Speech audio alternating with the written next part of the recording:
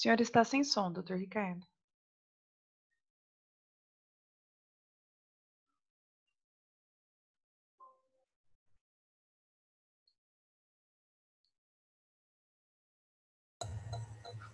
Pode falar. Alô? Oi, doutor, pode falar. É. Doutor, tira o som. Tira o som. Aí, ok. Não, tá sem som agora. Só baixar a caixinha de som. Pode ligar novamente. Ok, pode falar. Em nome da Ordem dos Advogados do Brasil, da Escola Superior de Advocacia, da Caixa de Assistência dos Advogados, gostaria de cumprimentar todos que aqui se fazem presentes, mesmo que virtualmente aí, nesse momento de pandemia, para que a gente possa fazer um debate de nível acerca de um tema de extrema importância. Gostaria, primeiramente, de cumprimentar a nossa secretária-geral adjunta, a doutora Eclair Nantes, que foi idealizadora desse evento, e cumprimentar as pessoas que vão participar do debate. Desembargador Alexandre Bastos, a nossa conselheira estadual e defensora pública, doutora Cláudia Fassa, nossa conselheira federal da OAB, doutora Luciana Nepomuceno, doutor Luiz Cláudio Alves Pereira Bito, conselheiro federal da Ordem dos Advogados do Brasil e vice-diretor-geral da Escola Superior de Advocacia ESA Nacional, doutor Moisés Cesaroto, promotor de justiça, coordenador do Núcleo Eleitoral do Ministério Público do Mato Grosso do Sul, e cumprimentar também meu colega Fábio Nogueira Costa, conselheiro estadual, que vai fazer o papel de mediador desse debate. Desejo a todos um trabalho, uma noite de trabalho de profunda grandeza, né, em prol da advocacia, do direito, de todo o trabalho da justiça eleitoral também, e em prol da democracia como um todo. Meu muito obrigado a todos e tenhamos um ótimo debate, e a todos aqueles que se fazem presentes também, meus cumprimentos.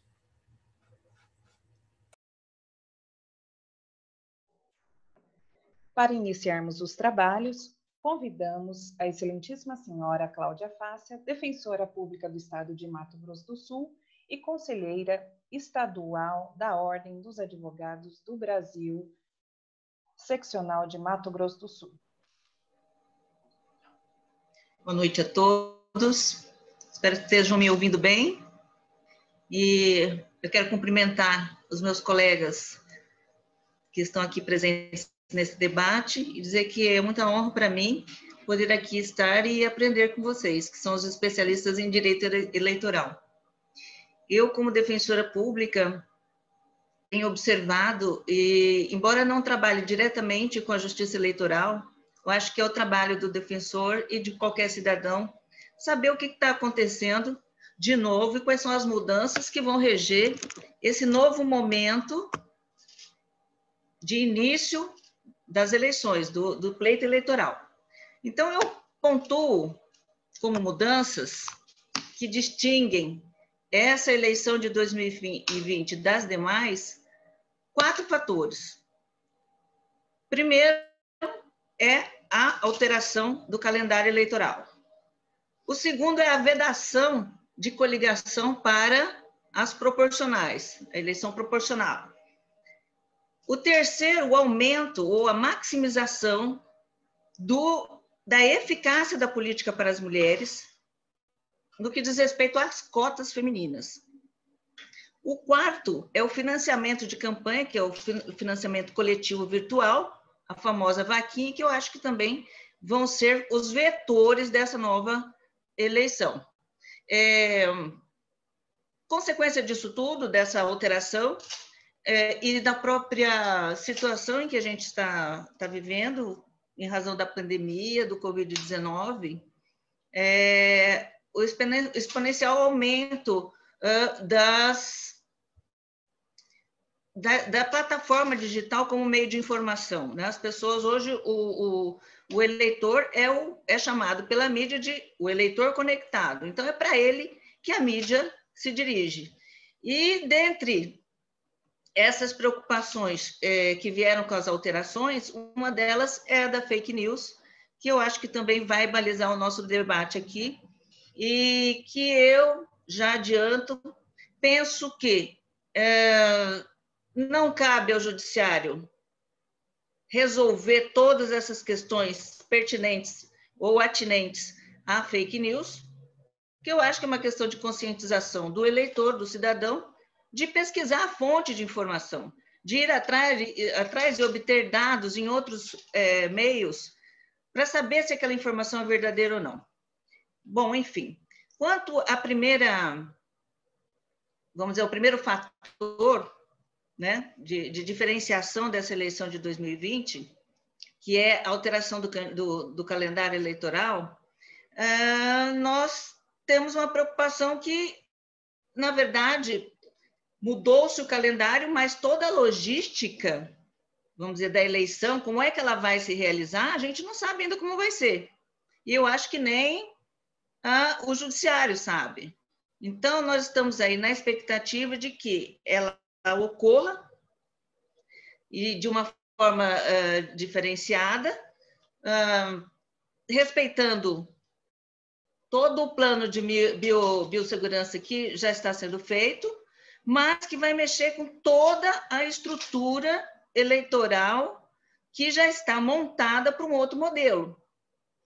Então, nós temos uma preocupação com as pessoas mais carentes, com as pessoas hipossuficientes, que, aliás, aumentou consideravelmente durante essa pandemia. A hipossuficiência, ela, em todos os sentidos, ela veio para potencializar aqueles que já eram hipossuficientes. Então, nós temos hoje uma hipervulnerabilidade maior e é com eles que a gente tem que se preocupar. Então, como é que vai ser o dia da eleição? Como é que vai ser a campanha? Como é que esse eleitor vai se comportar? Como é que a mídia vai se comportar em relação a esse eleitor? Como é que os candidatos vão poder chegar até esses eleitores e como é que, enfim, a democracia representativa que nós tanto buscamos e que é o nosso modelo republicano de escolha dos candidatos vai se realizar.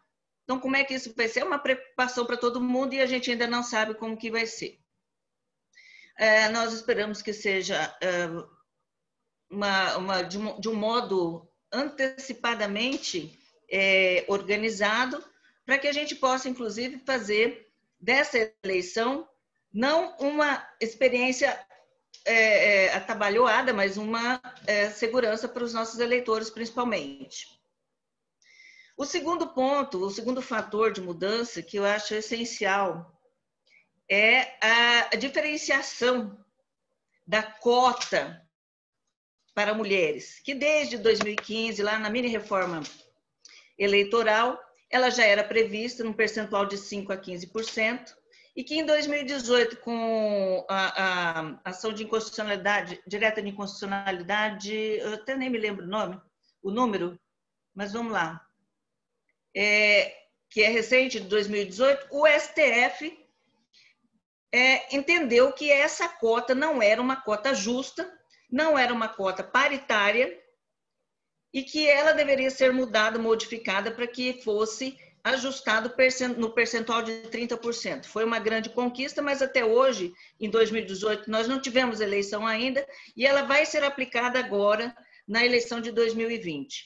O mais interessante disso é que, há poucos dias, pouco mais de um mês, o TSE também determinou a reedição de uma resolução que garante às mulheres dentro do partido político que sejam beneficiados com o fundo partidário. Ou seja, aquilo que antigamente era para fazer de conta, que era fantasma, que era para simplesmente ser aceito o plano do partido, agora vai ter que ser efetivo. Por quê? As mulheres que fizerem parte dessa cota partidária, elas vão ter que receber o fundo eleitoral, proporcional. E esse fundo eleitoral vai ter que fazer parte do balanço final, porque senão, qual é a consequência disso? A consequência será que todo o partido, todos os candidatos do partido, pelo menos em tese é o que ficou assegurado, todos os candidatos que fizerem parte daquele partido cairão. Então, essa vai ser uma outra polêmica que nós vamos também enfrentar, mas a partir do dia 26 de setembro. Que mais? Acho que isso foi um avanço, sem dúvida, porque começou-se a empreender fórmulas para evitar aquilo que a gente chamava de candidato laranja, que é diferente, inclusive, do candidato fantasma ou fictício. Porque o laranja é aquele que o partido, precisando cumprir essa cota de gênero, ele lançava lá qualquer mulher, inclusive temos casos na Justiça Eleitoral de pessoas que nem sabiam que eram candidatos, de mulheres cuja fotografia e dados pessoais eram pegos através das redes sociais, internet, né, Facebook, Instagram, e de repente elas se viam candidatas sem autorização nenhuma. Com relação a isso, esses eventos que se tornaram corriqueiros desde 2015, com a mini-reforma, as mulheres, na verdade, foram as mulheres mesmo, porque os partidos políticos, infelizmente, eles não estavam muito interessados nisso. São as próprias mulheres. As mulheres entraram com a DI, né? Elas foram procurar as resoluções, foram debater. Eu fui num debate o ano passado, em que eu fiquei muito triste, porque várias candidatas a vereadoras, aqui na capital e fora daqui também, reclamavam que, olha, eu tenho a minha militância, eu tenho eleitores, mas eu não tive dinheiro para fazer campanha. Eu não tinha dinheiro nem para ir fazer visita em bairro. E isso, era muito comum. Vamos dar um santinho para ela, mas vamos dar um pouquinho só no último dia de campanha ou na última semana, né, para cumprir a cota. E isso era um fator vamos dizer, de burla da própria legislação eleitoral. Eu tenho a impressão que, de agora em diante, a gente vai começar a tomar o rumo. Os vetores da discussão são esses, eu acho. E o que eu penso disso tudo é o seguinte, olha, a eleição, ela é pavimentada pela Constituição e ela é pavimentada para que a gente possa cumprir aquilo que está esculpido na nossa, vamos dizer, no nosso DNA como república, que é alcançar a democracia, que é, na verdade, exercer a democracia representativa. Mas só a eleição garante isso? Só a eleição garante o exercício da democracia? Eu penso que não. Então fica o meu questionamento sobre isso, porque eu penso que eleição até em ditadura existe. Então, nós temos que fazer o quê? O que é importante para que a gente possa exercer essa democracia? Eu acho que é a liberdade. É a liberdade de pensamento, a liberdade de escolha, a liberdade de expressão, né? E evitando aí o que a gente tem visto e chamado de discurso de ódio, que é um discurso que só empobrece o debate, afastam as ideias que a gente podia acolher como construtivas e não enriquece em nada o processo de amadurecimento político. E eu espero que nós, como cidadãos, consigamos também fazer com que os outros cidadãos, os nossos concidadãos, sejam conscientizados do nosso papel nesse caminho democrático. Muito obrigada. Obrigada, doutora Cláudia. Convido o excelentíssimo senhor Alexandre Bastos, desembargador do Tribunal de Justiça de Mato Grosso do Sul, para fazer o uso da palavra. Por favor, doutor.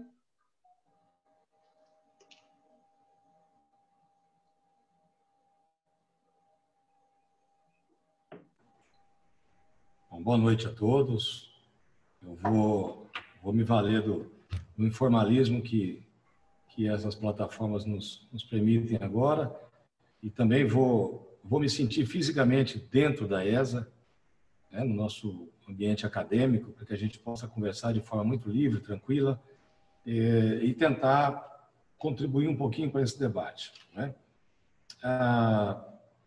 O convite que me foi feito me deixou muito à vontade, disse que a gente ia falar aqui de maneira muito genérica, né? E não se ocupando basicamente com as questões meramente técnicas. E por isso que eu achei bacana, porque são nesses ambientes, geralmente, que as ideias florescem e que a gente consegue crescer um pouquinho, né? E especialmente fora do contexto normativo. E, aliás, é nesse ponto que eu saúdo a todos, me perdoem, não vou nominá-los todos, mas no comecinho da live a gente já se cumprimentou, mas, enfim, agradeço na pessoa do Dr. Ricardo o convite para participar dessa live, mais uma vez aqui no âmbito da nossa querida ESA. Eu venho dizendo, o direito, evidentemente, é a nossa grande obra de ficção da humanidade e é a obra que fez com que nós conseguíssemos nos organizar e ter essa sensação, até certo ponto, às vezes negativa, mas, enfim, ter a sensação de que nós somos a espécie dominante do planeta. O grande motivo da gente se sentir, de fato, exercer um certo domínio, é que nós aprendemos a conviver de forma coletiva e a criar as nossas ficções e nelas nós depositamos a nossa fé, o nosso modelo de sociedade, o nosso modelo de família, o nosso modelo de Estado. O direito é a grande ferramenta disso. E é interessante o momento que a gente está vivendo. Nós estamos, é um momento tão paradigmático e ao mesmo tempo tão antagônico, porque eu me sinto assim, eu me sinto como se nós estivéssemos, enquanto humanidade, lá nos primórdios, recém descobrindo a escrita, mal dominando a técnica da agricultura e ainda nos primeiros núcleos de formação do que seriam as nossas cidades, quando a gente fala do novo mundo que existe entre nós, né? Quem gosta de ficção e assiste filme, de vez em quando tem filmes que em que os filmes têm os portais para transpasse para outras dimensões, outros mundos, e a gente, sem se dar conta, e isso no nosso cotidiano, nós, de uma hora para outra, sem entrar em nenhuma outra galáxia, sem conseguir ter habitação de vida em nenhum outro planeta, nós descobrimos um novo mundo de tamanho ilimitado, de existência incontestável, que é o mundo da internet. Eu costumo dizer que, especialmente para o direito, a internet é um lugar. Ela pode ser um lugar em que você não conhece as dimensões, ela ainda é um lugar que você não tem o mapa mundi dela, como nós temos as referências do nosso planeta Terra, né? Mas a internet é um lugar. E nesse lugar, a nossa sociedade está transitando, está vivendo, né? A prova maior é que nós estamos vivendo no ambiente virtual. E esse ambiente, quando eu digo que me sinto lá nos primórdios, no que diz respeito à democracia e à direito eleitoral, para não falar de outras tantas questões, é o exemplo disso. Olha que coisa incrível. Se tecnologicamente a gente está muito avançado no aspecto normativo da regulação da conduta, e aí eu não tenho nenhum receio de dizer que a liberdade tem ou não tem que ser vigiada ou controlada, de que eu não tenho receio, porque, na verdade, o que há e o que necessariamente vai acontecer não é o controle da minha opinião no âmbito da internet. Na verdade, nós, como sociedade, estamos fazendo a extensão daquela rede de norma que nós criamos para a vida em comum, no mundo em concreto, nós estamos estendendo isso para a aplicação no mundo virtual. É disso que nós estamos falando. E o comportamento humano, nós já entendemos como ser humano que o comportamento humano precisa ser contido, precisa ser regulado. Talvez o espanto que todos tenham com alguns comportamentos na época da eleição, no âmbito da internet, seja porque eu já acompanhei eleições em seus vários aspectos, talvez em nenhuma outra atividade a natureza humana se demonstre tanto quanto no momento de eleição, né? Nos momentos eleitorais, as pessoas perdem a educação, perdem os valores ou descobrem que nunca os tiveram. Enfim, a natureza humana se sobressai de uma forma tão imensa, né, que a democracia precisa enfrentar isso. E o direito, veja, nós vivemos num tempo, falamos disso recentemente, né, Bito? O direito tradicional, processual, o nosso bom e velho direito, vem, no dia de hoje, está na sombra, está sob a égide de um tempo que a gente está tentando firmar o sistema de precedentes, né? Por conta de todas as questões que envolvem isso, não é o momento de falar aqui agora. Alguém já parou para prestar atenção com relação à vulnerabilidade e à mutação que todos nós estamos sujeitos quando a gente trata da norma eleitoral? O direito eleitoral ele se alterna de uma eleição para outra. E isso não é incomum. Então, assim, primeiro aspecto que eu filmo é isso, é esse não saber de todos nós, e quem disser que sabe, me perdoe, nós estamos num momento muito mais socrático do que qualquer outra coisa. É preciso admitir que nós não sabemos, porque nós estamos diante de uma realidade na qual nós não alcançamos a regulação, e eu não tenho dúvida que isso vai acontecer, e não só no eleitoral, porque a internet é um lugar. E neste lugar o ser humano está desenvolvendo suas atividades. E essas atividades devem ser reguladas. Então, e essa é a grande surpresa. Mas veja, eu falei que a gente vive um momento de antagonismos. A Cláudia falou bem, e eu tinha apontado para também observar, que veja, no momento que eu estou discutindo um absurdo incremento tecnológico, né, que é esse mundo virtual, as novas plataformas, no mesmo instante e na mesma eleição, eu estou discutindo inovações que dizem respeito à participação ou à garantia de participação das mulheres na eleição. Chega a ser bizarro.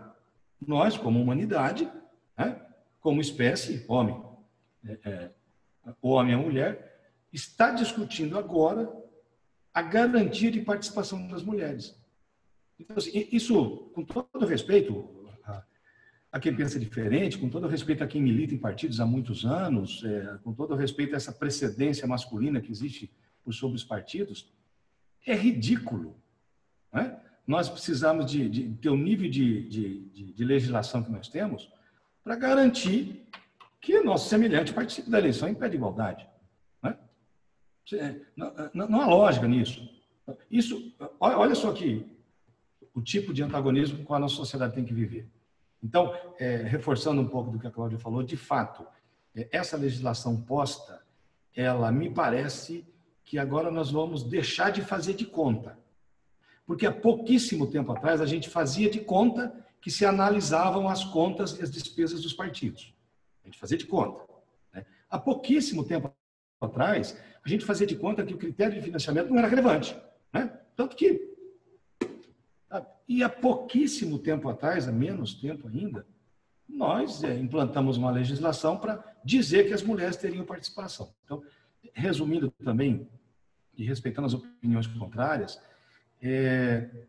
já que deve ser exercido e que o direito eleitoral vai ter que contemplar isso de maneira ampla, dois princípios constitucionais que são básicos em todas as outras áreas do direito, e no eleitoral me parece que andava esquecido.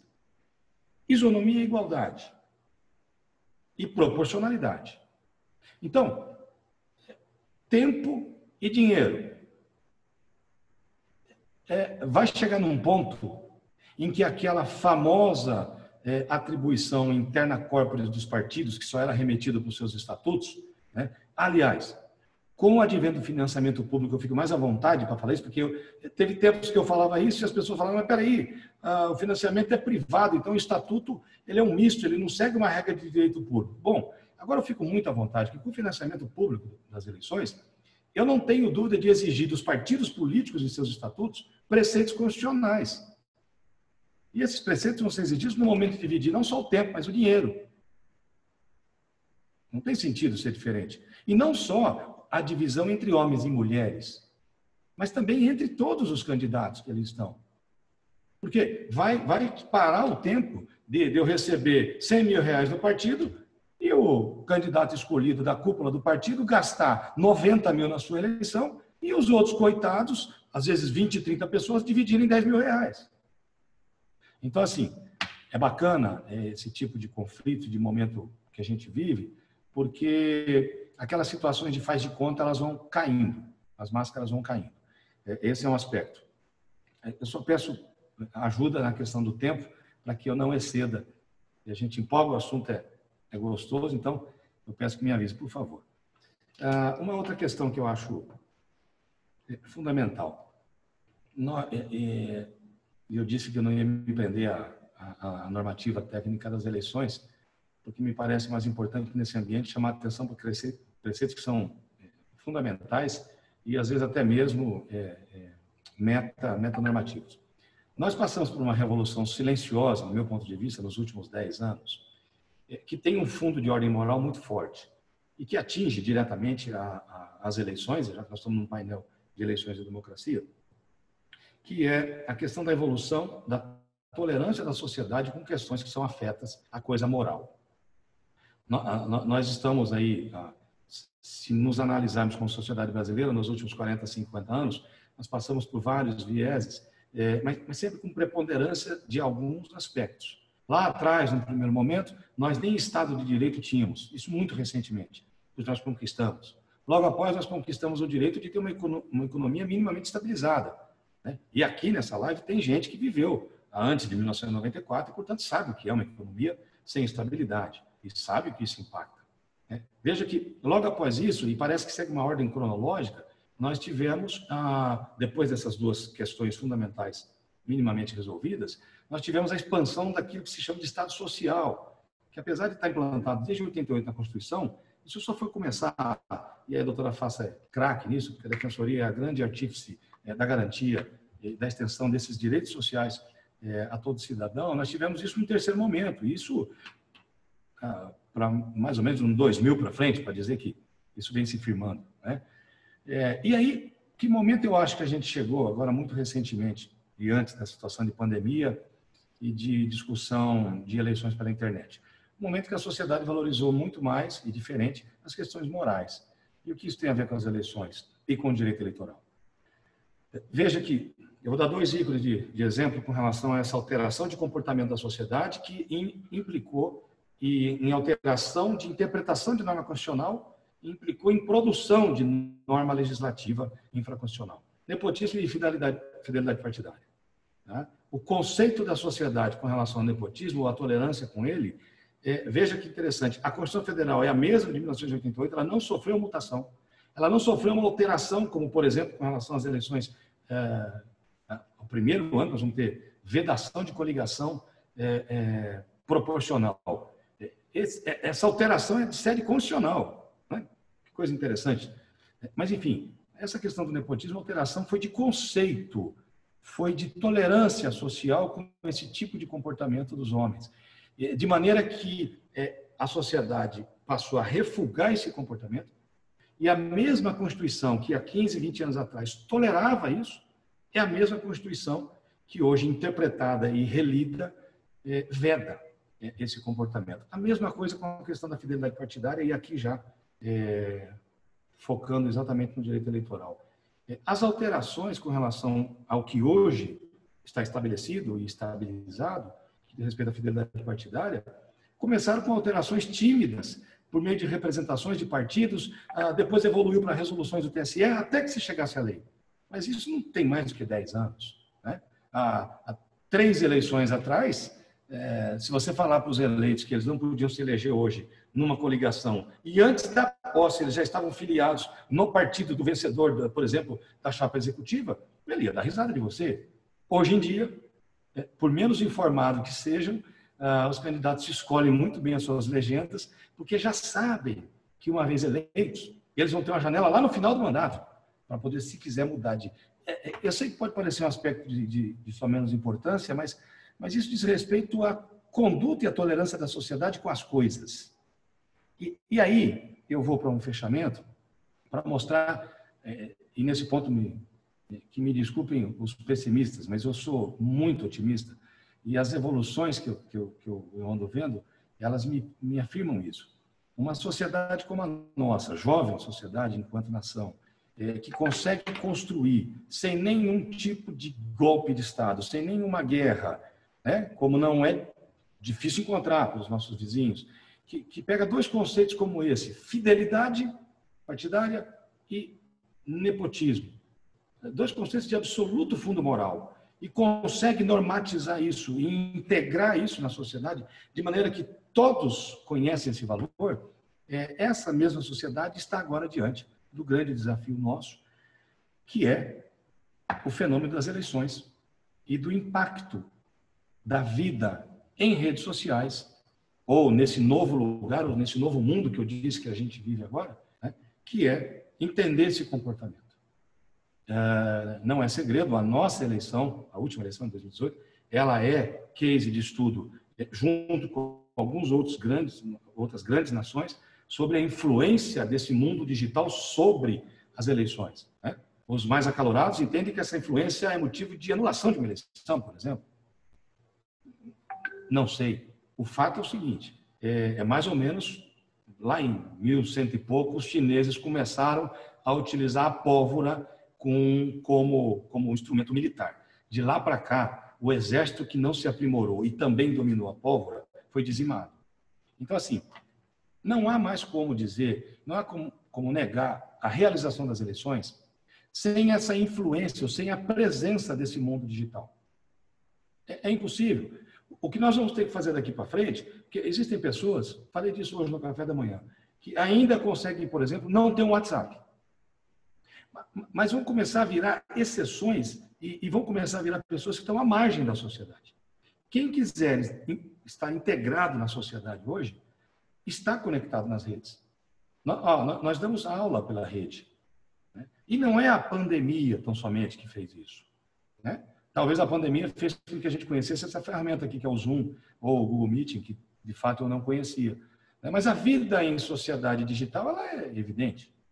Então, o desafio dessa regulação e o direito eleitoral, esse é o grande desafio, que é o grande princípio eleitoral, é garantir com que a vontade do eleitor seja a mais livre, né, possível, que a sua escolha seja a escolha da sua consciência e da sua liberdade. E aí eu pego e coloco para vocês. Como é que eu vou deixar de considerar o fato de que o meu perfil em qualquer rede social, se por acaso eu for uma pessoa de interesse para algum assunto, né, seja como eleitor, como consumidor, seja profissionalmente, existem ferramentas que vão monitorar quase 5.000 itens do meu comportamento para formar um perfil do que é que eu gosto. Né? Às vezes tem gente que fala, nossa, eu tenho a impressão que o meu celular está com escuta porque eu falei de tal coisa para alguém, fui olhar no Instagram e apareceu a propaganda desse. Não! Isso é análise comportamental. Nós estamos discutindo isso do direito, mas vocês acham que no mundo da psicologia esse assunto não está botando fogo na cabeça de todo mundo? Então, assim, isso está em jogo. Eu costumo reduzir numa definição muito caipira e muito minha, direito como sociedade em movimento. Direito é sociedade em movimento. O problema é o seguinte, às vezes o direito consegue acompanhar a movimentação da sociedade. E nesse caso, o direito está perdido. Porque a sociedade descobriu um mundo novo. Descobriu um mundo novo. Um mundo ainda sem regra e que a gente está tentando adaptar. Não é? Por exemplo, tem gente que diz, no âmbito do nosso direito, que não é necessário que eu tenha novas regulações ou novas tipificações legais para algumas condutas que estão tentando controlar pela internet. Já que, por exemplo, as figuras da difamação e da calúnia seriam suficientes. Né? Assim como eu controlo isso no mundo concreto, eu posso controlar no mundo virtual. Pode ser. Mas será que só isso basta? Não sei. Então, assim, e aí sim, de fato, caminhando para uma conclusão, a gente vai precisar ter um exercício, e eu digo a gente, e estou falando de todos nós, operadores do direito em especial, um exercício de desprendimento, como eu disse, uma prática socrática de admitir não saber, porque todos nós, como seres humanos, estamos sujeitos a isso. De maneira a tentar começar a regular isso, com o exemplo do que nós já fizemos com o nosso passado, em tantas outras áreas, mas assim, o exercício da negação ou da simples vedação de que as ferramentas da rede social não podem influenciar a eleição, esse tipo de comportamento, para mim, é o comportamento que vai ser atropelado né? E vai acontecer o que vem acontecendo, né? Eleições de grandes nações, como a nossa, vão acontecer. A nossa já aconteceu, a dos Estados Unidos já aconteceu, né? A disputa do Brexit já passou por isso. E não adianta um grande advogado descobrir que esse ou aquele perfil produziu notícia falsa e isso influenciou, sabe, no sentido de tentar. Não, eu acho que isso é correr atrás do rabo. Nós vamos ter que regular, enquanto sociedade, esse tipo de comportamento.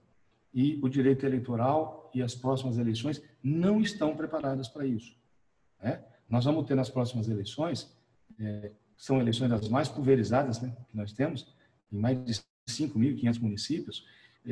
Nós vamos ter vai ser uma fonte inesgotável de cases para que a gente possa ir analisando o comportamento e talvez construir e talvez trazer para o direito eleitoral, fazendo um gancho do que eu falei lá no começo, e começar, e esse é um desafio, faz tempo que eu estou falando disso, e começar a tentar mostrar para o direito eleitoral a importância dos precedentes, a importância da estabilização, né? Porque eu não posso, a norma processual, a norma civil processual, ela é subsidiária para todo mundo, ela é subsidiária para o direito eleitoral, mas o direito eleitoral parece que é arredio e não entendeu ainda a necessidade da gente ter uma estabilização de regramento, né? Pode soar como contraditório no momento em que eu ainda estou construindo esse regramento, mas talvez seja um bom momento para a gente colocar essas coisas na cabeça, né?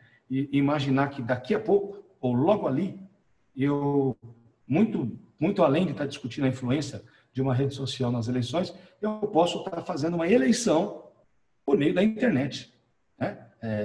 Isso pode soar como absurdo hoje, mas do jeito que as coisas estão, qual é a dificuldade? Com a penetração que a rede social e com a integralização que isso permite, né? O último aspecto que eu coloco, eu dou aula numa faculdade e o primeiro semestre foi um semestre assolado pela pandemia. Eu terminei o semestre e fiz uma constatação fantástica. Eu dou aula às quartas-feiras para meus alunos. Nós não perdemos um dia de aula, nem um dia. Não houve um dia de aula. Eu acho que talvez se fosse uma aula tradicional, né, sem essa transmissão em rede social, isso não tivesse acontecido.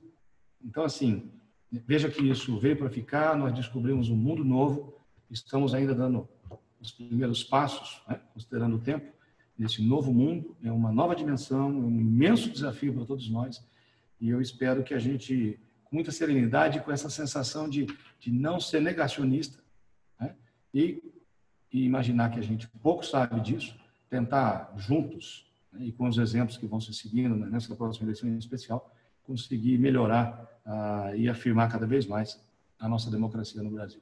Então, obrigado mais uma vez pelo convite, eu espero ter contribuído um pouquinho, ou pelo menos causado um pouco de confusão, porque o debate só é bom quando a gente causa alguma confusão, tá bom? E estou aqui à disposição para a gente poder escutar os outros colegas e depois participar de algum tipo de indagação.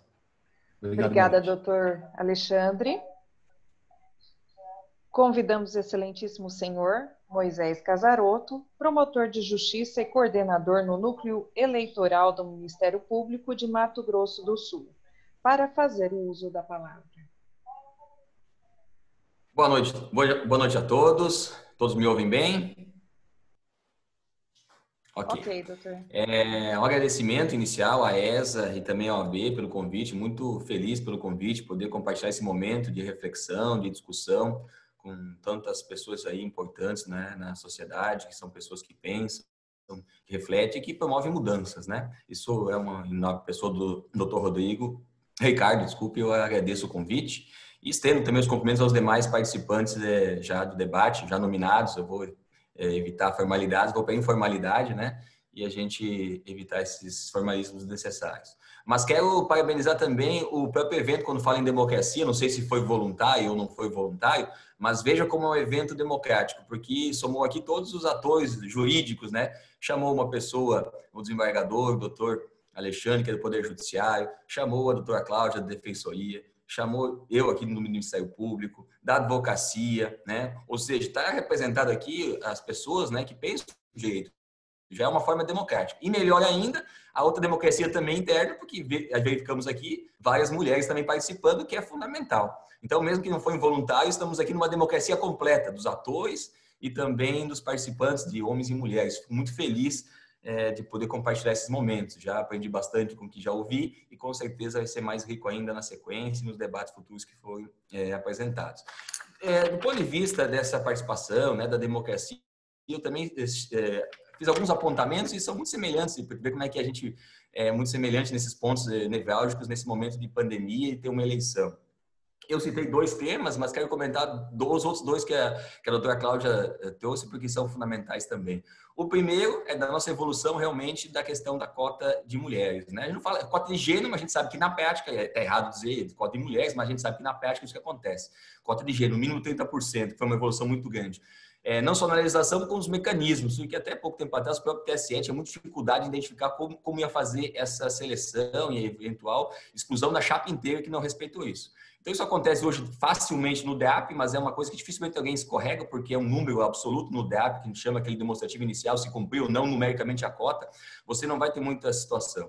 Mas veja bem que agora o TSE admite uma AIGE, né, uma ação específica, e também uma AIME, para caçar a chapa inteira que não respeitou. Então, mesmo pessoas eleitas, aquele partido pode ser. Então, a Justiça Eleitoral evoluiu muito ao admitir mecanismos jurídicos para fazer uma chapa inteira num partido cair se não respeitar a cota das mulheres, né? Cota de gênero, então vamos corrigir melhor ainda. E mais do que isso, evoluiu a partir da decisão do Supremo sobre o uso do fundo partidário, o TSE em consulta agora deixou muito claro, não é só 30% da cota de gênero, é 30% do tempo de rádio e TV. É 30% do dinheiro, e não só do fundo partidário, agora do fundo especial, o fundo partidário sempre teve, mas também do fundo especial do estudante de campanha. É muito dinheiro. Né? Nessa que vão ser distribuídos aos partidos. Disso aí, 30% vai ser direcionado às mulheres, né? As cotas femininas que na prática acontecem. E veja, e aí o Ministério Público preocupado também com isso, que é um dos atores que também é defensor do regime democrático, assim como o Poder Judiciário, a Defensoria, a Advocacia, que todos são atores que defendem a democracia, a gente vai cobrar isso. E cada um na sua legitimidade, na sua atuação. O Ministério Público já está se antecipando, fazendo recomendações dos partidos, agora na recomendação inicial, já encaminhada aos maiores colegas do interior, aqui no Mato Grosso do Sul, por exemplo, cobrando os partidos, alertando da cota, e que se não cumprir, vai cair a chapa inteira. Mais do que isso, já solicitamos o nome das mulheres que irão concorrer. Mais do que isso, estamos planejando já na sequência não deixar para o controle posterior, porque não adianta deixar correr a eleição e só ver depois lá que não teve voto nenhum, que não teve gasto de campanha. Concomitantemente à eleição, definir as candidatas já durante a campanha, no período eleitoral, a gente planeja requisitar dos partidos as informações do que está sendo gasto, com o que está sendo gasto com as cotas de gênero, o tempo de TV e, melhor, se está vendo ou não, como fizeram em algumas eleições, transferindo. As mulheres recebem o dinheiro, mas faz transferência a candidaturas masculinas. Então, a gente vai tentar fazer um controle preventivo e concomitante para que seja uma candidatura efetiva, não fictícia, né, desse que mentiu, e muito menos laranja, que é só para constar. Então, há uma preocupação muito grande, a gente pede apoio também da advocacia, da defensoria, do Poder Judiciário, que a gente faça um trabalho preventivo para não resolver lá depois que aconteceu já e ser uma candidatura efetiva. Na última eleição, no Mato Grosso do Sul, só me engano, foi nessa, no anterior, na Câmara Legislativa, no Congresso Nacional, não teve uma mulher eleita. Né? Isso é vergonhoso. E eu até defendo mais, né? Nessa área acadêmica, eu também, veja, antes de ser promotor, eu trabalhei 5 anos no eleitoral, eu gosto muito dessa área, continuei estudando, eu sou professor de direito eleitoral, eu defendo academicamente não a 30% de vagas de candidatos, 30% devia ser de vagas efetivas do que devia ser preenchidas, né? Se tem 10 vagas de vereador, 13 devia ser obrigatoriamente de cota. Que cota de candidatos vai ser cota de vagas. Só aí nós garantimos efetivamente, assim como alguns países já do mundo fizeram, o Brasil precisa caminhar, e estamos caminhando agora para que sejam 30% efetivas de candidaturas, mas acho que nós podemos evoluir mais e até chegar a um patamar de exigência mínima para que isso de um dia fique consolidado naturalmente na sociedade. Então esse é um ponto fundamental que eu também sou muito positivo e penso que a gente consegue dar um passo grande de ser realmente candidatas efetivas, né? E mais do que efetivas, elas precisam ganhar. Né? E aí, se não chegamos nesse momento ainda em cotas de vagas, mas pelo menos essa cota ser realmente efetiva, com dinheiro, com tempo, e que sejam realmente efetivas. O Ministério Público, na sua função, vai fiscalizar concomitantemente. A gente pede, com certeza, o apoio de todo mundo que luta para essa bandeira que eu vejo aqui, todo mundo aqui, e diversas manifestações. Tá? Esse é o primeiro ponto que eu destaco, corroborando a Cláudia, corroborando o doutor Alexandre também, que é fundamental nós, como sociedade, nós estamos muito atrasados nesse aspecto. Nós estamos em uma modernidade de mídias sociais, uma série de coisas, eletronicamente, mas nesse aspecto nós estamos ainda engatinhando de não reconhecer essa situação aí para a cota de gênero. O segundo ponto também é a questão virtual, que a eleição já passada, mesmo sem ser a pandemia, já foi muito virtual, agora mais ainda por exigência da pandemia, né? Convenções já foi determinado pelo TSE que pode ser virtual, a eleição em si, os contatos serão mais virtuais, as reuniões serão mais virtuais, e aí nós temos um problema, eu acho o grande desafio, que é outro ponto que eu destaco, que é o desafio das fake news e daquela propagação. Eu também não sou muito cético em relação a querer punir essa situação, é querer controlar o incontrolável. Não tem como imaginar que a lei vai querer abarcar e controlar todas as situações na internet. Isso é uma ilusão. É claro que as situações mais drásticas vão ser punidas, obviamente, mas, na verdade, a fake news se combate com informação. Se combate com informação qualificada, que vem da OAB, que vem do Ministério Público, que vem do Poder Judiciário, que vem dos órgãos de imprensa qualificados, porque os órgãos de imprensa qualificados, tem jornalistas, eles fazem um filtro e dizem o que é fake news ou não. Então, esse principal ponto que a gente vive, e as pessoas estão mais do que avisadas em fake news, eu acho que se combate com informação. Punição é só em último caso. Quando uma coisa é muito grave, realmente, que atinge a honra das pessoas ou o desequilíbrio de uma forma muito assintosa.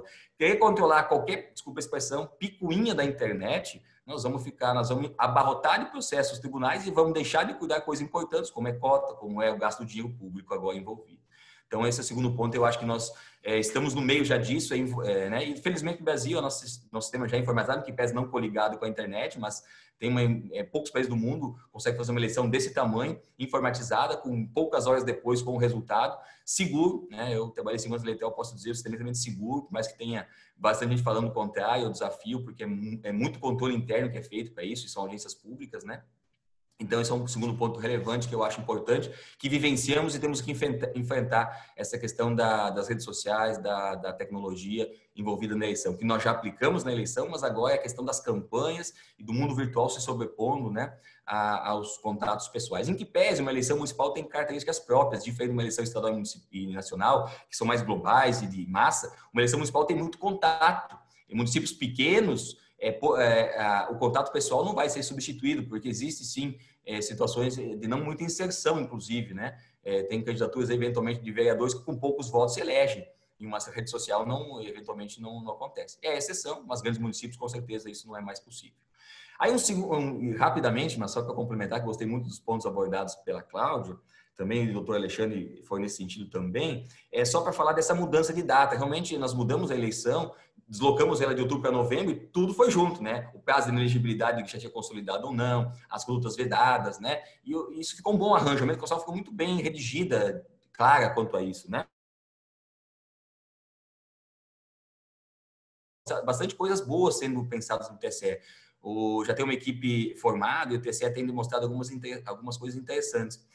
Por exemplo, né, já falou que vai ser cancelada a biometria, ou seja, a pessoa não vai botar o dedo para votar. Então, questão de contaminação, então, vai ser aquele modelo antigo que a pessoa vai entregar o título do documento e vai ser habilitada. Então, já é uma tranquilidade a gente saber que não vai ser usada a biometria.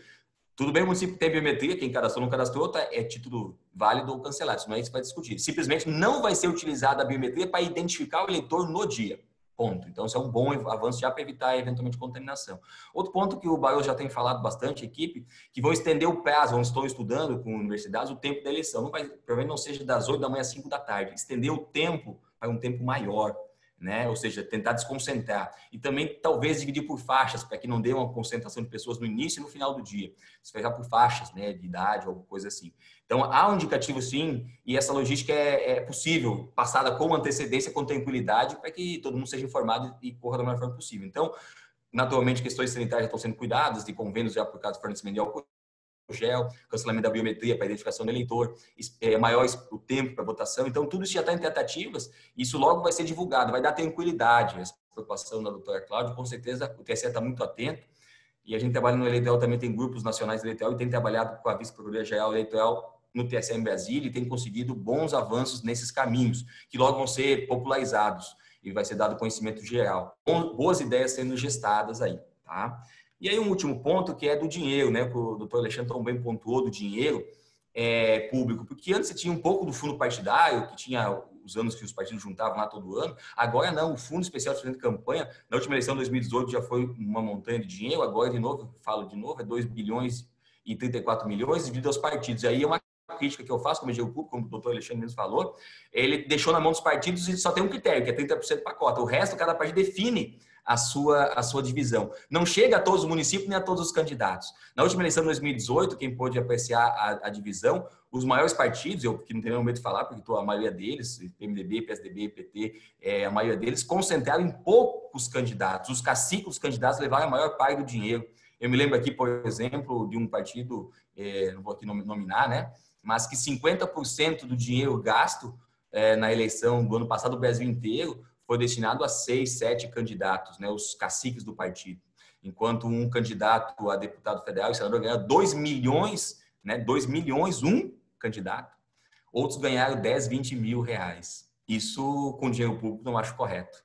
E aí eu concordo com o doutor Alexandre que isso o poder público vai ter que interferir. Não exigir apenas a cota, como está botando dinheiro público, mas sim que há uma divisão econômica em relação à distribuição de uma eleição municipal por município, pelo número de população, e dentro do município também há uma distribuição econômica entre os candidatos, porque senão os partidos vão fazer o quê? Já estão fazendo, 2018 foi assim, e 2020, como não há uma regulamentação específica só da cota, cada partido nacional, o executivo vai determinar como vai ser aplicado. E em 2018 aconteceu a concentração na mão dos caciques de cada partido. Tá? Isso é uma coisa muito ruim. De qualquer forma, é evolução, também sou positivo nesse sentido, o doutor Alexandre já chamou a atenção, que não é mais fase de contas. A prestação de contas agora não é mais fase de contas, porque existe muito cruzamento eletrônico de dados, tem se pegado muita coisa, e um artigo ganhou muita força. O artigo 30A da Lei das Eleições, o chamado, né, quem arrecada mal, gasta mal, captação ilícita de gastos e arrecadação, tem dado muita efetividade. Tanto é verdade que até um governador de estado já caiu na última eleição. A última eleição do governador, o governador Tocantins caiu e teve nova eleição do Tocantins, já aconteceu, do governador, por causa do 30A. Um simples artigo lá que parecia pouca força, já ganhou força para derrubar um governador, assim como vários prefeitos já caíram. Então, eu também sou muito positivo nesse sentido, pensando que o direito eleitoral, claro, tem várias deficiências, a gente precisa evoluir muito, especialmente na questão tecnológica, né, de abarcar situações, mas é um sucesso bom. Dou um exemplo já passado da lei de inegibilidade e sua consolidação. Agora, nessa questão das cotas das mulheres, né, de gênero para efetividade. Falo também aí da questão do dinheiro, do financiamento, que a gente tem que melhorar, mas pelo menos agora no 30A, na questão de gasto de campanha, a gente tem conseguido um controle maior. Então, a gente tem como sociedade evoluir e esse tipo de debate só fomenta isso. Eu agradeço muito essa oportunidade aqui de dividir com os colegas aqui essas ponderações, né, somando já o que a doutora Cláudia, o doutor Alexandre falou, mas vejo que elas se complementam, né? Falamos aqui que é uma coisa essencial da nossa sociedade evoluir na cota de gênero, evoluir na questão dos aspectos tecnológicos e do controle do dinheiro público colocado nessas campanhas. Essas são as minhas ponderações iniciais também, me colocando totalmente à disposição para eventuais complementos, debates aí que foram interessantes, mas podem ter certeza que o Ministério também está atento, parceiro de todas as instituições e vamos fazer uma eleição para conseguir realmente um regime efetivamente democrático, como todo mundo busca. Muito obrigado pela oportunidade. Obrigada, doutor Moisés. Convidamos a senhora advogada Luciana Nepomuceno, conselheira federal da Ordem dos Advogados do Brasil e coordenadora do Grupo de Trabalho da Ordem dos Advogados do Brasil Nacional, destinado à avaliação dos impactos da pandemia nas eleições municipais 2020. Por favor, doutora Luciana. Obrigada pela palavra. Eu queria inicialmente aqui cumprimentar o presidente da OAB Mato Grosso do Sul, meu querido amigo Mansur, por estar aqui virtualmente. Só um minuto, gente, ligaram o telefone aqui, estou desligado. Virtualmente nesse estado, que sempre me recebeu com muito carinho. Cumprimentar também todos os participantes desse painel virtual, começando aqui pelo desembargador Alexandre, pelo meu amigo, querido amigo, conselheiro federal também, Luiz Cláudio Bito, o que eu conheço e chamo como Bito, o promotor de justiça, doutor Moisés, que acabou de nos dar uma brilhante explanação. Cumprimentar também a defensora, defensora pública, doutora Cláudia, cumprimentar também toda a diretoria da seccional do Mato Grosso do Sul e minha querida amiga, a doutora Eclair.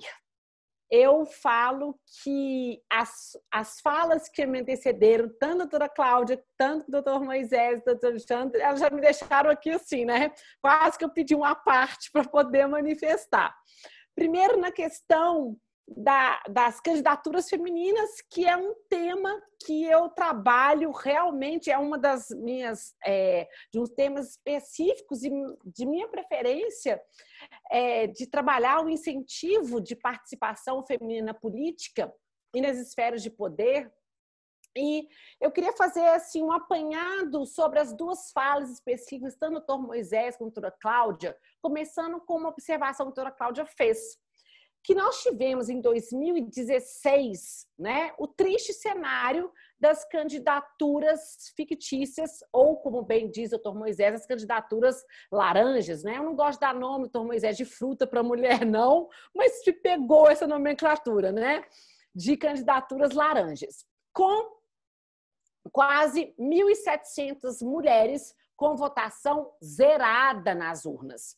E isso, doutor Moisés, eu questionei algumas posturas do Ministério Público, né, no ajuizamento das AIDS e AIMES, porque em várias ações eles se ativeram apenas a votação zerada, sendo que votação zerada por si só não é um fator de discrimen, porque você tem que analisar o conjunto de fatores, além da votação zerada ou ínfima, não é? Você vai ter lá a candidata, que várias testemunharam, falando que não sabia que estava filiada, nunca foi em uma reunião partidária, não praticou nenhum ato de campanha, a prestação de contas totalmente manipulada, ou seja, elas são idênticas na formatação, as notas fiscais sequenciais, ou seja, tem uma série de fatores que, conjugados, ou seja, o conjunto da obra, indicam a fraude na cota de gênero. E como o TSE já julgou no precedente Valência de Piauí, eu falo que o TSE, desde as eleições de 2016, já colocou o gato em cima do telhado. Vai caçar toda a chapa, né? Cai toda a chapa, eleito também aqueles suplentes diplomatas e, inclusive, as mulheres eventualmente eleitas. Por quê? No caso do precedente Valência de Piauí, infelizmente, nós tivemos mulheres que foram eleitas e que foram cassadas. Mas como uma ação afirmativa, eu particularmente defendo que, sendo ação afirmativa, nós temos ali que analisar a sanção da cassação independentemente do gênero que conseguiu lograr êxito. E nesse caso, foi uma exceção que nós tivemos a mulher que logrou êxito. E aí a doutora Cláudia fez uma referência de um exemplo que aconteceu em 2016, mas que nós já temos, doutora Cláudia, a solução para esse pleito de 2020, que foi o uso de fotografias tiradas da internet, né, de redes sociais, de várias mulheres, que depois falaram assim, essa foto eu não autorizei o uso da foto. Hoje nós temos a resolução específica do TSE para a resolução que trata sobre registro de candidatura, que exatamente quando o juiz eleitoral verificar, tiver dúvida sobre aquela fotografia da candidata, e isso vale também para os candidatos, mas essa fraude na foto ocorreu maior número para as candidaturas femininas, nós temos que hoje o partido político vai ser intimado para que no prazo de 3 dias ele traga ali o registro de candidatura assinado pela candidata ou candidato e a declaração de que ela ou ele permitiu o uso daquela fotografia. Então, nós estamos tendo aqui que o TSE já deu os alertas dele. Então, são medidas, tal como o próprio doutor Moisés já salientou, são medidas que são tendentes já a evitar essa odiosa prática que aconteceu nas eleições de 2016, totalmente contra a democracia, das candidaturas fraudulentas ou fictícias. Claro que nós tivemos, em 2018, já um aumento, inclusive, do número de candidatas, né, de mulheres eleitas na Câmara Federal, decorrente das duas decisões que o doutor Moisés já nos mencionou, que a decisão do Supremo Tribunal Federal na DI 5617, que reconheceu a inconstitucionalidade dos dispositivos da lei das eleições que falavam que o percentual de mulheres tinha que ser de 5% a 15%, sendo que a lei fala que você tem 30% mínimo, e também a consulta do TSE, que é a 600.252, que falou que fundo partidário, fundo eleitoral, fundo especial de financiamento de campanha, corrigindo aqui, também 30% é obrigatório aí para as mulheres. O doutor Alexandre mencionou, salvo engano, essa questão do dinheiro. Aí, doutor Alexandre, eu vou falar da minha experiência de lidar com partidos políticos. Em razão do artigo 17 da Constituição Federal, princípio da autonomia partidária, infelizmente, esse dinheiro é concentrado dentro das oligarquias partidárias. Ele é destinado para eleger 1 ou 2 candidatos. Então, quando a gente fala que as mulheres não recebem dinheiro, certo, ok. Mas isso também é um problema dos homens, não é uma questão de gênero.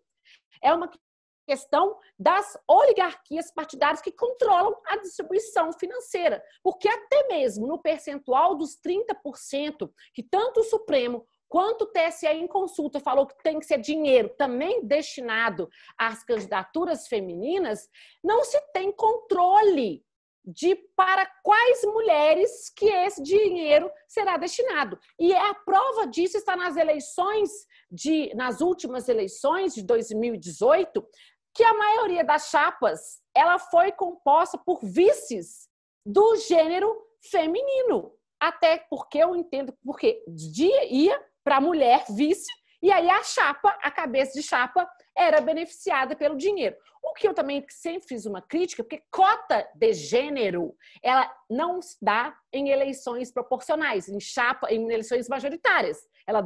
Ela se faz valer nos pleitos proporcionais. E, portanto, não adianta eu destinar um dinheiro cuja finalidade seria o fomento das candidaturas proporcionais e não majoritárias. Mas foi lá, puseram as mulheres de vice para o dinheiro ir, na verdade, não é para a mulher, para o dinheiro ir beneficiar a cabeça de chapa, mas o ponto é que os homens também reclamam frequentemente, nessa campanha nós vamos ver isso, né, que é campanha municipal, que a grande maioria das candidaturas, aí eu falo genericamente, não irá receber e muito menos, aqui faço um recorte particular à questão das mulheres, elas serão altamente prejudicadas. E falo mais, já focando sob a ótica da pandemia, candidatura feminina será altamente prejudicada.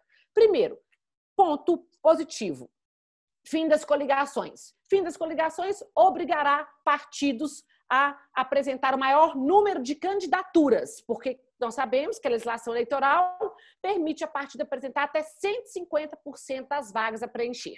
Como nós não temos mais coligação, cada partido vai ter até 150%. Ter 150%, lembrando, cota de gênero de 30% e arredondamento da fração sempre para cima.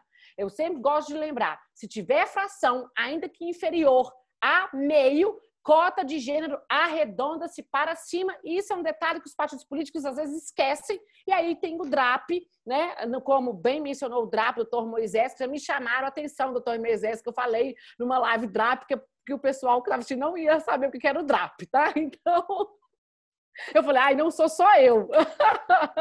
Mas, bom, terá, né, o demonstrativo de regularidade dos atos partidários, né, traduzindo aqui, vai ter o DRAP ali, vai devolver para adequação do DRAP antes de eventual indeferimento. Então, o que acontece é exatamente esse arredondamento da fração. Mas as candidaturas vão ser prejudicadas pela pandemia, porque nós sabemos que as mulheres, não que os homens não tenham sido afetados, mas pela concepção da estrutura machista da sociedade, as mulheres estão mais assoberbadas com as funções domésticas e cuidando de filhos, né, educação à distância, ou seja, com múltiplas funções, o que faz com que essas mulheres tenham dificuldade de praticar atos de campanha, principalmente pela questão dos recursos financeiros. Que a mulher que eventualmente possa investir na sua campanha, ela não vai investir na campanha, ela vai preocupar em ter o dinheiro para a satisfação da subsistência da família, tendo em vista que nós temos uma crise econômica aí,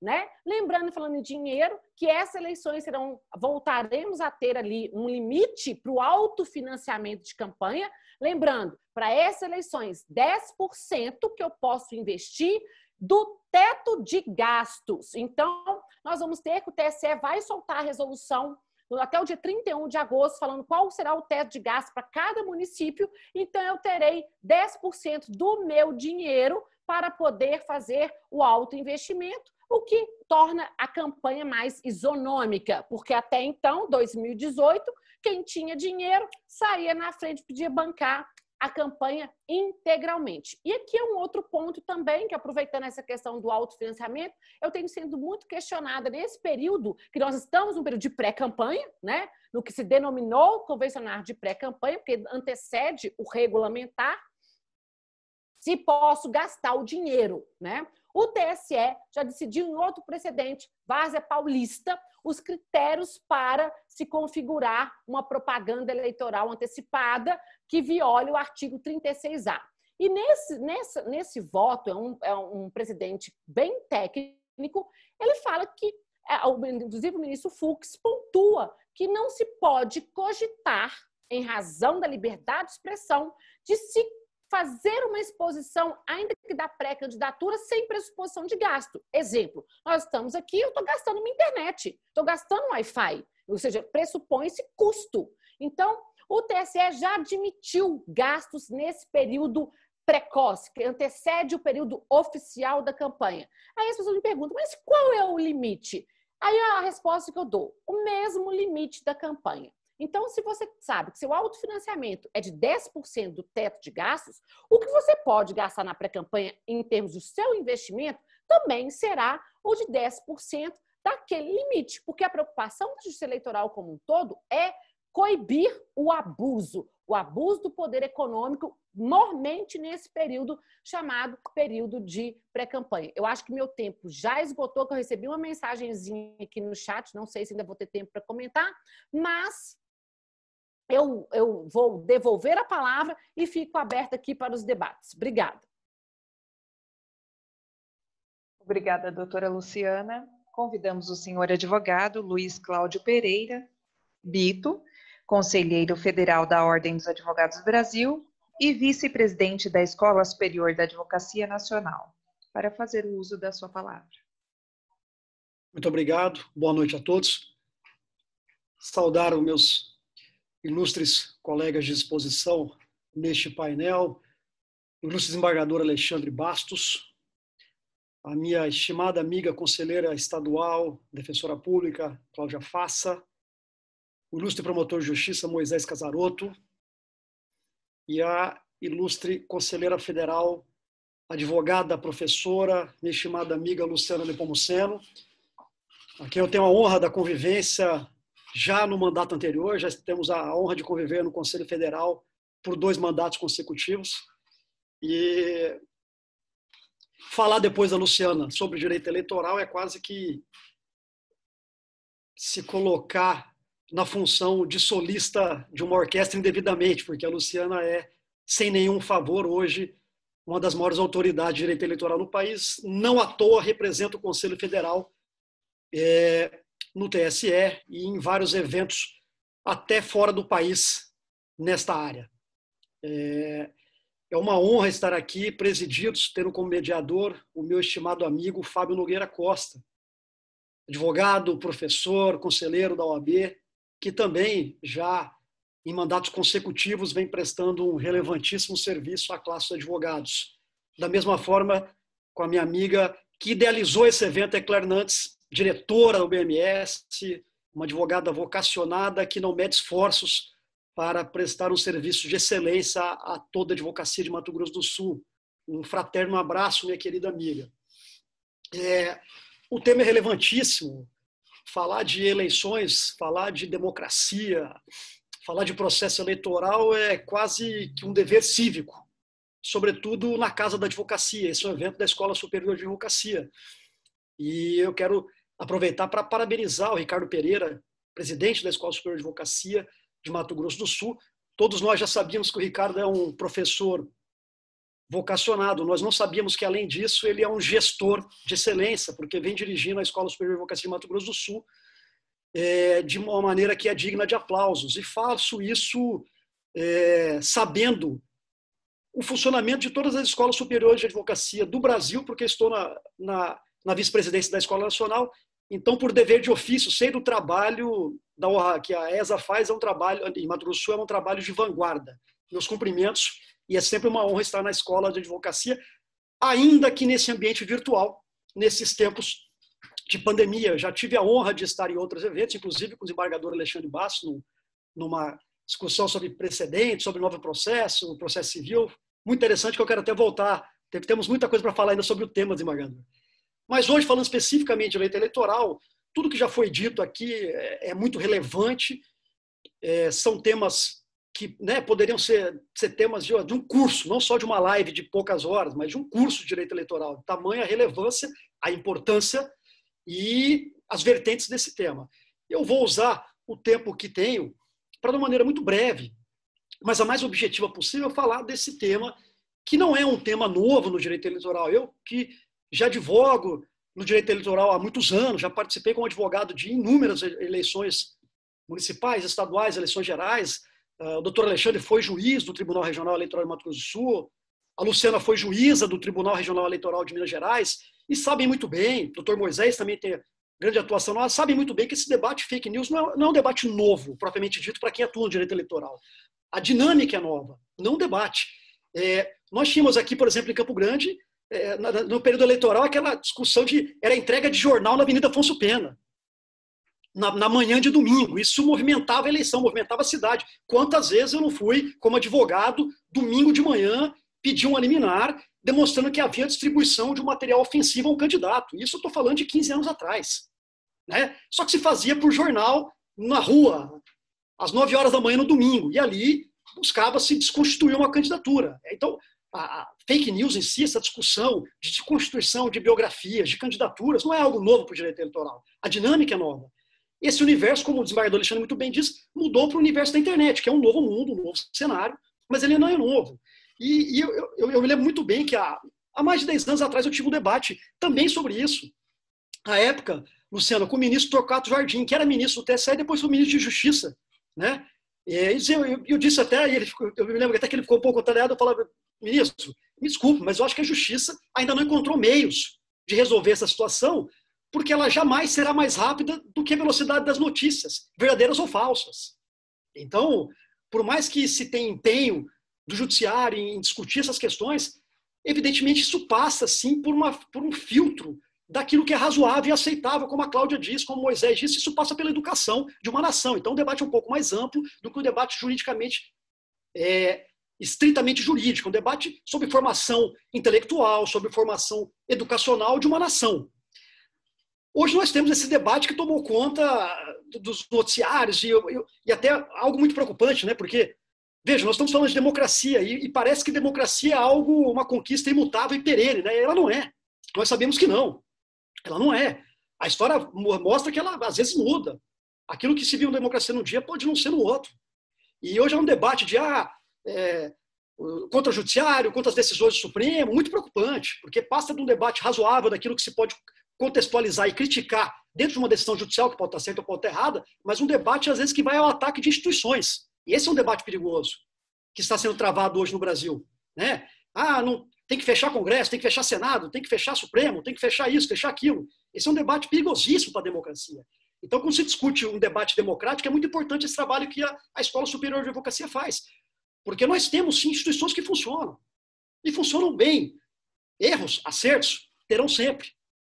Mas, como o desembargador Alexandre disse, nós já temos meios para coibir isso há muito tempo, juridicamente falando. Agora, isso vai ser efetivo ao ponto do judiciário poder controlar o que uma pessoa fala de determinados candidatos, ou se isso vai ter influência no debate político? É muito difícil. É muito difícil. Né? É muito difícil. Hoje, o trabalho de uma assessoria de marketing político, o trabalho nos meios digitais é tão importante quanto o trabalho jurídico para um candidato. Porque nem sempre a resposta jurídica vem a tempo de desfazer uma injustiça. Né? E esse debate está sendo travado, inclusive, no âmbito do Supremo Tribunal Federal. Né? De biografias que, às vezes, nesse debate de fake news, podem ser destruídas. Isso passa pela educação do povo, mas o fato é que esse não é um debate novo. Eu continuo não acreditando que o judiciário possa, de maneira eficaz, resolver todas essas questões como se, por decisões judiciais, pudesse restabelecer aquilo que foi dito, deixar de ser dito na internet, no debate. Isso é orgânico, no sentido de que o que acontece hoje, amanhã é rebatido e vem uma nova notícia e as coisas funcionam assim. E esse debate passa por alteração de legislação, Vai ser um debate que vai acontecer nos próximos meses nas eleições municipais? Será sem dúvida. Porque a hora que começar registro de candidatura, começa. O candidato fez isso, na vida pregressa teve aquilo, ele não era bom, o sujeito que tinha uma reputação ilibada passa a não ter mais. Passam a atacar o que ele fez, deixou de fazer, pensou que fez e sequer vai fazer na vida. Então esse debate começa rapidinho, começa daqui a poucos meses, menos de meses. Quando começar a registro de candidatura, esse debate vai ser mais ainda acalorado. Porque daí o sujeito que vai ser candidato a prefeito começa a ter a vida discutida, a vida vasculhada. E esse é um debate que acontece. Veja, não é só no debate político eleitoral propriamente dito. Em qualquer eleição, inclusive, isso acontece em eleição de sindicato, em eleição de categoria de classe, em eleição... A discussão é eleição de OAB. Eu participo de uma comissão nacional que discute o processo eleitoral no OAB, que também passa por isso. Então, veja, esse é um debate muito amplo, um debate interessantíssimo, que eu acho que vai tomar conta da pauta da política nacional nos próximos meses. Por quê? Porque é na eleição municipal, e o doutor Alexandre sabe disso, doutor Luciano, doutor Moisés, que tem atuação no Tribunal Regional, tiver atuação no Tribunal Regional Eleitoral, que atuam no Ministério Público Eleitoral, sabe que é na eleição municipal que essas discussões se tornam mais acaloradas. Porque ali é a discussão do vizinho, que está falando do vereador, do sujeito que mora ao lado da sua casa. Isso é muito mais próximo do dia a dia das pessoas, e sobretudo no interior. A Cláudia, né, foi defensora pública do interior, sabe como é que é. Você imagina cidades menores ainda mais, porque tem cidades em que as eleições se dão em discussões entre famílias de um lado e família do outro. Né? Então esse debate ele é muito mais acalorado, torna-se muito mais até interessante do ponto de vista jurídico, eleitoral, dentro das eleições municipais, porque é ali que se trava quase que uma trincheira geográfica numa cidade. A cidade se divide. Né? O doutor Moisés sabe disso, sendo promotor eleitoral. A cidade se divide, né? Entre prós, entre os que apoiam o candidato X e o candidato Y, e ali começa, porque fez isso, fez aquilo, porque quando foi vereador não foi bom, porque quando foi prefeito, porque apoiou esse, porque tirou foto na eleição passada com Ciclano, porque tirou foto com a eleição passada com Beltrano. E aí vai para a internet, vai para o Facebook, vai para o Instagram, vai por mensagem, e o candidato liga para o advogado de madrugada. A Luciana é advogada eleitoralista de vários partidos, sabe disso. O sujeito está falando de mim, e às vezes você tem que falar, olha, se você responder vai ser pior, porque você vai ter, às vezes, a possibilidade de uma exceção da verdade, então é melhor não responder. Esse debate, ele é interessantíssimo. Quem advoga na área eleitoral sabe disso, né? Então, mas eu acho que, juridicamente falando, não existem elementos ainda. A gente fala, não, existem elementos que vão acabar com fake news no debate eleitoral. Não acredito. Não acredito, sinceramente. Estou dizendo elemento jurídico, prestação jurisdicional, porque não tem como acompanhar. Porque os mecanismos da justiça não funcionam como um celular que via WhatsApp alguém manda uma mensagem para 100 pessoas em 2 segundos. Verdadeira ou falsa. Criando uma figura que às vezes impacta, e aquele impacto tem resultado na eleição. Porque o sujeito ouve uma informação inverídica, difamatória, caluniosa, e forma juízo de convicção. Certo ou errado? Então isso passa, evidentemente, aí eu quero rememorar o que a Cláudia falou, isso passa por um debate muito maior, que é a formação educacional de uma nação. Formação intelectual de uma nação. Formação política de uma nação. Eu acho que esse debate que nós fazemos aqui dentro do ambiente da Escola Superior de Advocacia tem esse viés de discutir a formação política de uma nação. Para que as pessoas saibam separar o joio do trigo, saibam separar minimamente aquilo que é razoável e aceitável num debate político eleitoral, e saibamos aceitar que só se faz eleição, o princípio básico de qualquer eleição, tudo que nós estudamos para impedir abuso de poder político, abuso de poder econômico, prestação de contas, tudo que a legislação mudou nos últimos 20 anos nesse país, e mudou severamente, muda com uma finalidade só. Manter, o desembargador Alexandre disse inclusive o princípio, manter-se a igualdade para as candidaturas. Busca-se, com regras claras de prestação de conta, de captação ilícita de sufrágio, de abuso de poder econômico, busca-se manter um critério de igualdade. Dizer, temos de dar aos candidatos condições de igualdade, condições razoáveis de igualdade para que, dentro de um debate legítimo, político, eleitoral, de propostas, as pessoas possam concorrer com igualdade. Para que um candidato que, por algum motivo, que não seja a sua trajetória política, a sua ideologia, não possa, às vezes, por poder econômico, por poder político, por influência política, por influência econômica, quebrar a igualdade, e quebrando a igualdade, quebra a democracia, porque o pilar maior do regime democrático é buscar essa igualdade no pleito e nas eleições. E isso tem relação com fake news, porque não só no abuso de poder econômico, não só no abuso do poder político, não só nas formas mais diversas e inimagináveis, que a cada eleição vem uma nova de captação ilícita de sufrágio, não só nisso, mas também na desconstituição de biografias, de imagens, de trajetórias, o que se dá através da fake news, quebra-se sim a igualdade num processo eleitoral. A história demonstra isso claramente. Então, já encerrando, porque acho que tudo que já foi dito aqui aflora e possibilita o debate, ou questionamentos que certamente virão, eu quero agradecer imensamente a gentileza, a generosidade do convite que me foi feito pela Eclair, dizer que falar na Casa da Advocacia, na Escola Superior de Advocacia, sempre é motivo de extrema honra e alegria. Muitíssimo obrigado. Obrigada, Dr. Bito. Agradecemos a palavra dos palestrantes, relembrando que as perguntas serão por escrito através do chat. E o tempo de resposta para cada palestrante será de 3 minutos.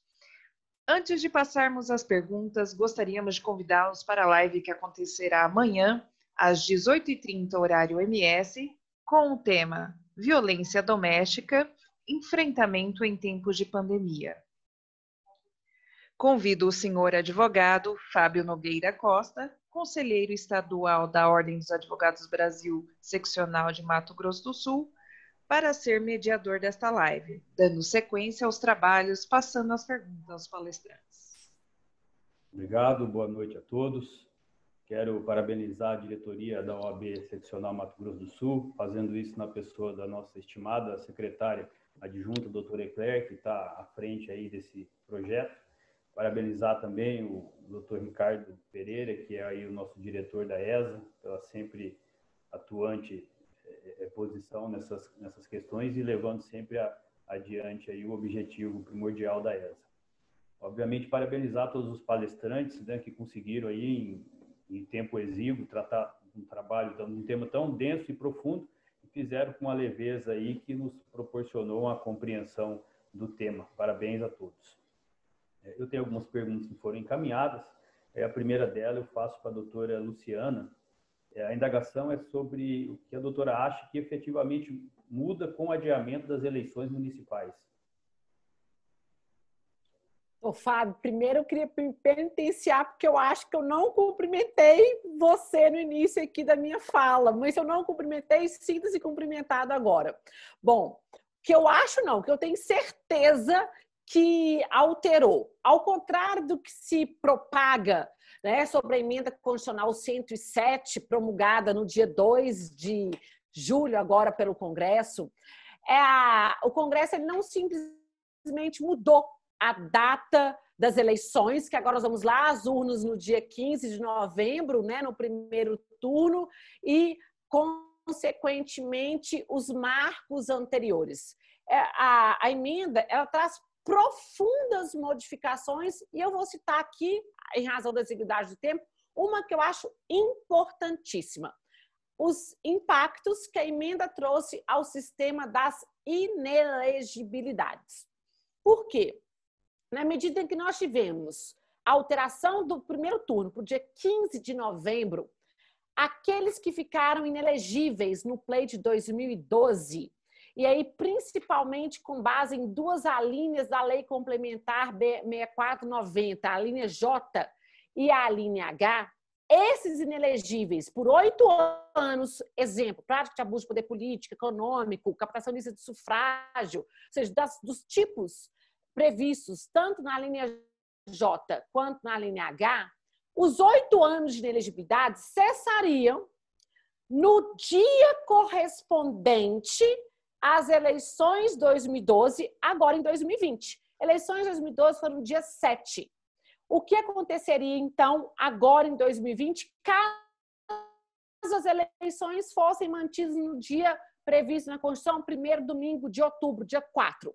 Os inelegíveis do pleito de 2012 continuariam inelegíveis para 2020. Como com a emenda constitucional as eleições agora serão feitas em novembro, os inelegíveis de 2012 estarão elegíveis agora em 2020, e esse assunto, inclusive, é objeto da consulta 61143, que está pendente de resposta pelo TSE, mas esse aqui já explico aqui o meu posicionamento. E uma outra questão que não tem sido muito debatida é a alteração que nós tivemos ano passado no artigo 262 do Código Eleitoral.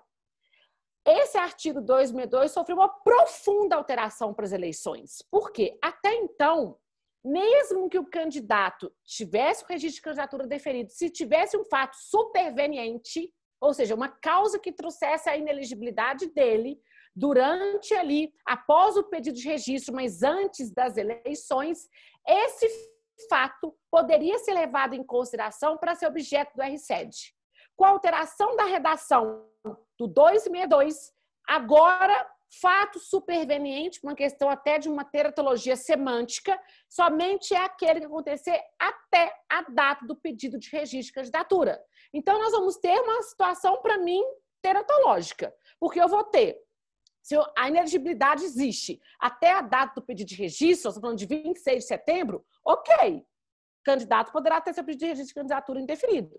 Agora, se vier uma causa superveniente, ou seja, uma condenação de ato doloso de improbidade administrativa que incidiu lá na 6490, após o pedido de registro de candidatura, o 262 impede. Então, esse impacto para a questão das inelegibilidades, para mim, ele foi frontal, e estão discutindo a emenda constitucional como fosse, gente, só vamos mudar o dia que a gente vai para as urnas. E, na verdade, não é uma modificação tão simplista quanto aparenta ser. É isso, eu sei que meu tempo está esgotado aqui, já devolvo a palavra, Fábio, muito obrigada. Obrigado, eu que agradeço pela resposta. Uma próxima pergunta para minha estimada colega de conselho, doutora Cláudia Fassa. O que a doutora crê com relação às mudanças e os novos mecanismos trarão alterações significativas na representatividade feminina nas eleições? Fábio, você pode me repetir, porque deu um problema no meu som aqui. Posso, claro. Tá, obrigada. Com as alterações e os novos mecanismos, como eles trarão alterações significativas na representatividade feminina nas próximas eleições? Eu acho que é fundamental. É um processo que vem amadurecendo desde 2015 e agora, com a postura do TSE, né, determinando que isso seja realmente cumprido, isso maximiza, né, a representatividade e dá oportunidade também para aquelas mulheres que já têm um lastro vamos dizer, comunitário, de política, possam se candidatar, possam vir a público, né, através dos seus partidos, para poderem pleitear uma vaga. E eu acho que hoje nós, como mulheres, devemos incentivar isso também, porque se nós lutamos pela cota, ainda que eu acho que a cota é pouca, eu acho que tinha que ser paritária, não precisava ser uma cota, porque cota faz parte de uma ação afirmativa, mas eu acho que a gente vai chegar a um nível que tem que ser de paridade.